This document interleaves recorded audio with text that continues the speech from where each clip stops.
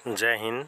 तो देखिए, आप सभी के लिए ICL integral coach factory Chennai में जो नई वैकेंसी हैं वो ऑफिशियली आउट हो चुकी हैं।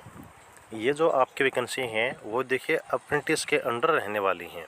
कहने का मतलब है कि जिन बच्चों ने ITI कर रखी है तो उनके लिए ये जो अप्रेंटिस का स्पेशल मौका है वो आउट किया गया है।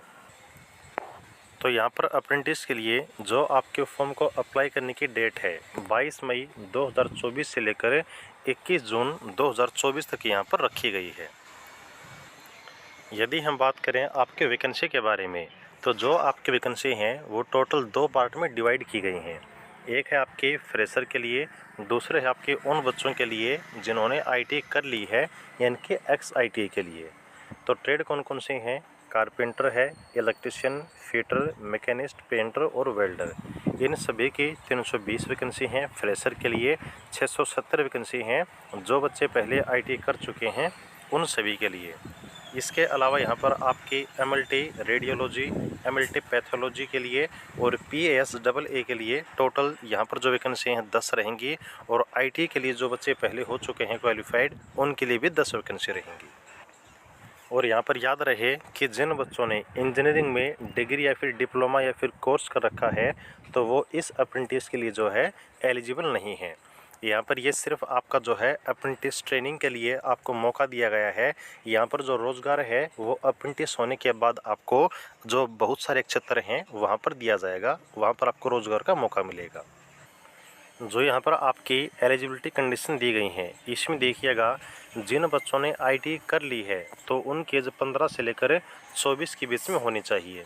जिन बच्चों ने ITI नहीं कर रखी, यानी कि जो फ्रेशर कैंडिडेट हैं, उनकी एज 15 से लेकर 22 के बीच में होनी चाहिए।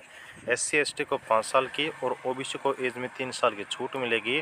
और एज जो काउंट की जाएगी 21 जून 2024 के अनुसार काउंट की जाएगी।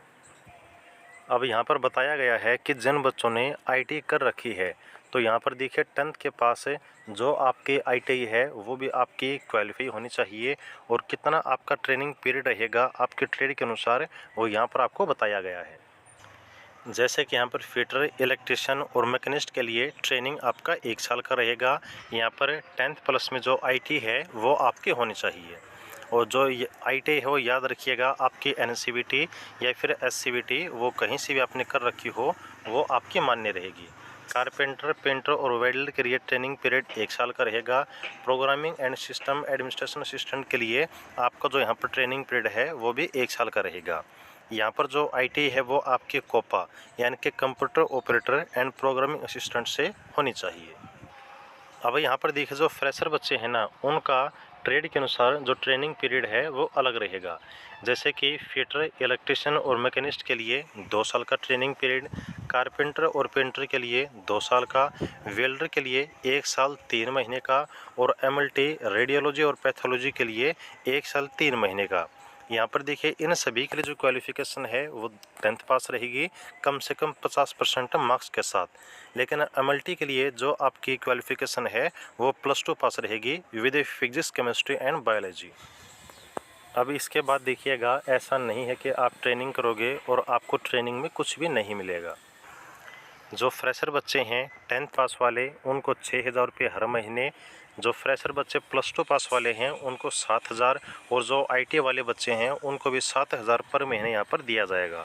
और जब आप ट्रेनिंग पीरियड कंप्लीट कर लोगे तो यहाँ पर बहुत सारी ऐसी कंपनियाँ हैं या फिर बहुत सारे ऐसे गवर्नमेंट डिपार्टमेंट भी हैं जहाँ पर अप्रेंटिस वाले बच्चों की स्पेशल वैकेंसी आती है और वहाँ पर कंपटीशन भी आपका कम रहता है अदर वैकेंसी के मुकाबले में। और ये जो आपकी सैलरी है इसमें देखिए जिन बच्चों के 2 साल की ट्रेनिंग है तो हर साल यहाँ पर 10% का जो इंक्रीमेंट है आपकी सैलरी में वो भी लगने वाला है। अब यहाँ पर देखिए जिन बच्चों ने ITI कर रखी है तो उनको तो वही ट्रेड मिलेगी जो उन्होंने क्वालिफाई की है। लेकिन जो फ्रेशर बच्चे हैं ना तो उनको प्रेफरेंस भरनी है कि वो किस पोस्ट की यहाँ पर पहले अप्रेंटिस करना चाहते हैं। तो यहाँ पर जो आपकी मेरिट बनेगी, जो आपकी प्रेफरेंस होगी उसके अनुसार ही आपको जो है ट्रेड मिलेगी। और एक बार जो ट्रेड आपको अलॉट हो गई तो वो आपकी किसी भी हालत में चेंज नहीं होगी। तो जो फ्रेशर बच्चे हैं वो इस बात को ज़रा याद रखिएगा। तो ये थी आपकी नई जानकारी अप्रेंटिस के बारे में। उम्मीद है कि आपको अच्छी लगी होगी। आगे की जानकारी के लिए जुड़े रहिएगा और चैनल को सब्सक्राइब कर लीजिएगा।